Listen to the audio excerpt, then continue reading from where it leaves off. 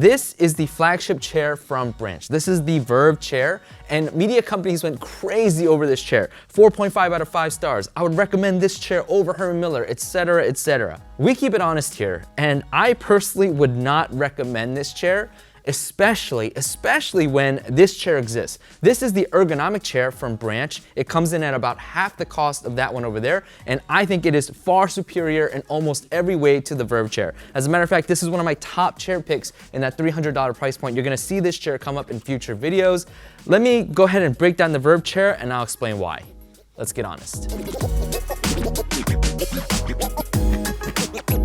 Please, if you have any questions or comments, leave them down below. I read all of them. I do my best to get back to all of you. And if you like my honest approach to the products I review, get subscribed, like this video. And if you want to support this channel, anything you see here, links will be down in the description below. Using them really helps this channel a lot. I appreciate you all. Both the ergonomic chair and the Verve Chair have the exact same warranty of 7 years on the entire chair.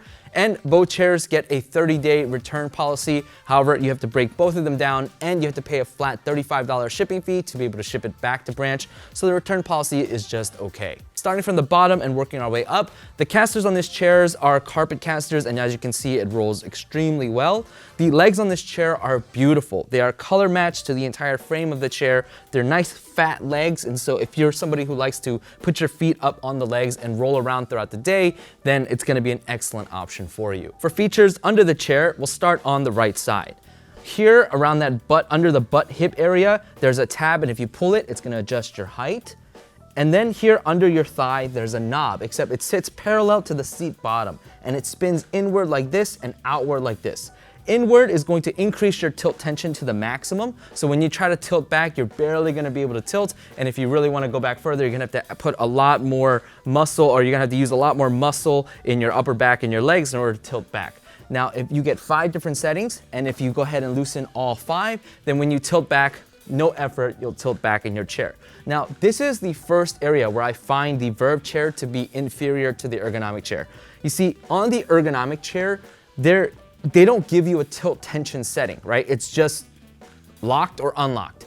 But the tilt mechanism on the ergonomic chair is far superior because I feel like when it's unlocked and I sit back just a little bit in the chair, it's able to hold me in my ideal position. Whereas on the Verve Chair, even though I get different settings, if I go ahead and unlock it once, this is kind of where I want to sit naturally, right? Not totally upright, but slightly tilt back in my chair. But when I'm here, I do feel like I'm using a lot of leg muscle to kind of hold myself in this position, because if I don't, then I'll rock forward.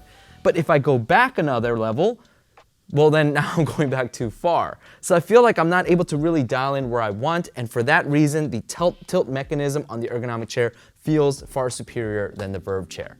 Now, moving on to the left side, you get 2 adjustments on this side as well. The first is going to be under your butt area. If you go ahead and pull this and then throw those hips outward, you can get your seat depth adjustment here. We'll talk a little bit about this in just a minute, but if you go ahead and stand up and pull that, it's gonna automatically retract back inside. This is for people who are taller, who want a little bit more support for their thighs. Now, ideally, you wanna fit 1 to 2 fingers under your knee pits area here, and you can see that in the most retracted position, me being 5'6", I'm able to get plenty of space in my legs. So it's great for shorter folks, and it can also accommodate some taller folks as well with that seat extension system. Now, let me talk about this a little bit. Now, this seat pad here, we'll talk about in a second, but it creates a gap here. And you can feel the gap on your butt when it's scooched all the way out. It's not a lot, but you do feel it, and it can be a little bit uncomfortable. But more importantly, actually, I'll save this for the seat section. All right, let's keep moving on. Now, up here under your thigh area, this is gonna control your tilt limiter. So what happens is if you go ahead and lock it in the upright position, well, I can't tilt. And every chair has a little bit of movement, by the way, even the super duper expensive ones. So please don't knock on Branch for saying, oh, that's a cheap mechanism. No, this is what happens on all the chairs. But as you can see, I can't tilt back further than this. Now, if I go ahead and unlock it, well, then I can tilt back and I can lock it back here. And now the tilt will be locked slightly tilted backwards. And if I go ahead and unlock it again, then if I lean it all the way back and lock it, then it'll lock in this position. Now, this thing only locks in 3 different positions: at the fully tilted back, fully up, or in the middle. That's it. You don't get any other settings other than those three. The seat on this chair is, I'm gonna call it soft to medium soft. It feels really plushy in the hands, right? So when you touch it, it feels really good. The problem becomes, I'm about 173 pounds, and when I sit in this chair, I feel the hard bottom, like almost immediately.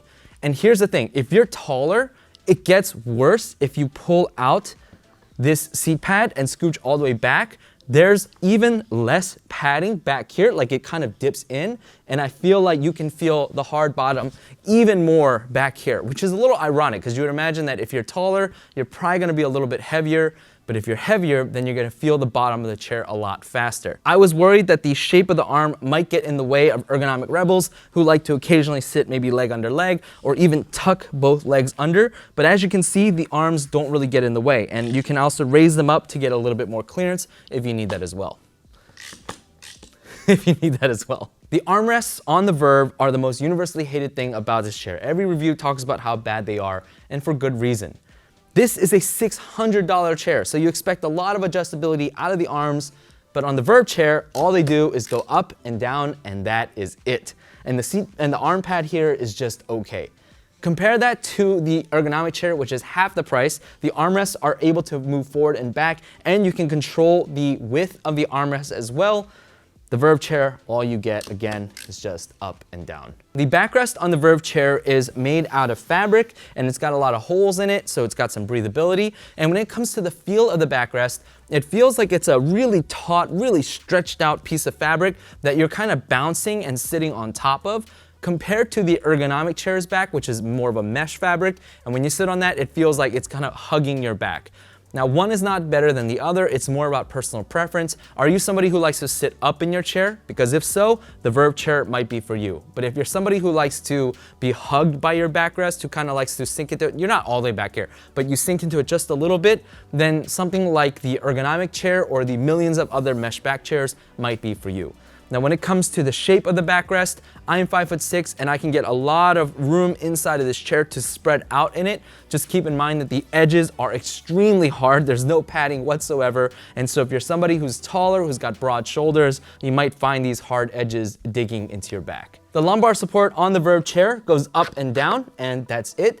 But it's got a nice amount of padding in the front so that when you sit on it, no matter what position it's in, it's never gonna dig into your body. Like, I'm wearing jeans right now and it's got belt loops, and sometimes when chairs just use a piece of plastic, it can dig into those belt loops and really cause some pain on that hip, but I'm happy to report that that's not the case here, and it feels really cushy no matter what position you put it in. Overall, I think the Verve is a beautiful chair. It would look great in any room, definitely a conversation starter, but I cannot recommend this chair, especially when Branch's ergonomic chair exists. It may not look as good, but in terms of as a functioning chair and the additional functionality you get out of this chair, I have to recommend this. It's one of my favorite picks in that $300-ish price point. So if you guys want to see the full review of that one, it's going to be down in the description below. Until next time, stay safe, and as always, stay honest.